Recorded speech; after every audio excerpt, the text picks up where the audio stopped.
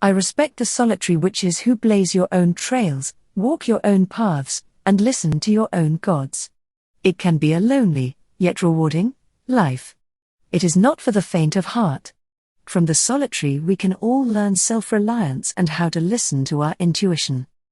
I respect the witch who chooses a traditional coven.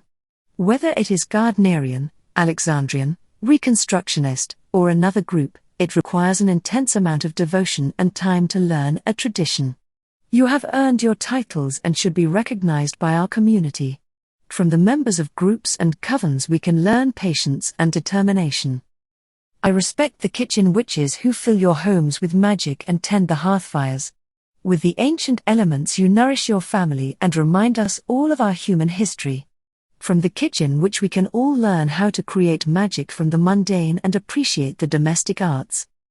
I respect the hedge witch who works with the spirits that surround us. It can be exhausting and misunderstood work. You have gifts that can help the living and the dead, and I admire that. From the hedge witch we can learn how to communicate better and how to see different points of view. I respect the sea witch who walks along the dunes at night and gathers kelp. The energy of the sea is one of the oldest and most powerful forms of magic, and is recognized in many cultures. From the sea witch we can learn to work in harmony with the elements and listen to the pull of the moon and tides. I respect the grey witches who do not look at magic in black and white. Within magic, as within life, we are often called upon to use our own judgment in a situation.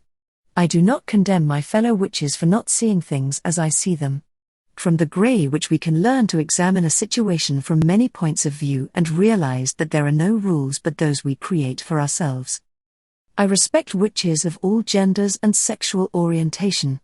Each person deserves to feel welcomed and comfortable in our community and does not need any more judgment than they already experience.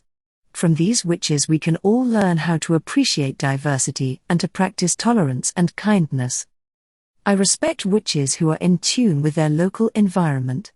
It is important to learn about the creatures and plants who live near us, and you have much knowledge. From these witches we can learn how to look closely at what is around us and how to be aware of the land we live on. I respect the witches who are new to the craft and starting out. Most are willing to learn from elders and need to be guided by those of us who are older and have more experience.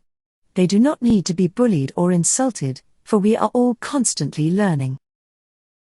Learn to be teachers instead of judges and should remember the joys and mistakes of our youth. I respect Christian witches. I support anyone's personal beliefs. Perhaps we should view these members of the community as bridge builders. With their help we may be able to open doors and cross the divide that has separated the religions. From the Christian witches we can learn that religious tolerance applies to all spiritual paths. I respect the witches who try to adhere to the paths of your ancestors. It is not easy to do that in the modern era, and you are to be treasured. You truly connect the generations and help pass on information that would otherwise be lost. From these witches we can learn to honor our elders and ancestors. I respect all members of the pagan community who treat others with respect. It is indeed a circle, and each of us is part of the whole. For all the paths I forgot to mention, I respect them too, and I will probably add to this as the mood strikes me. Most importantly, respect yourselves.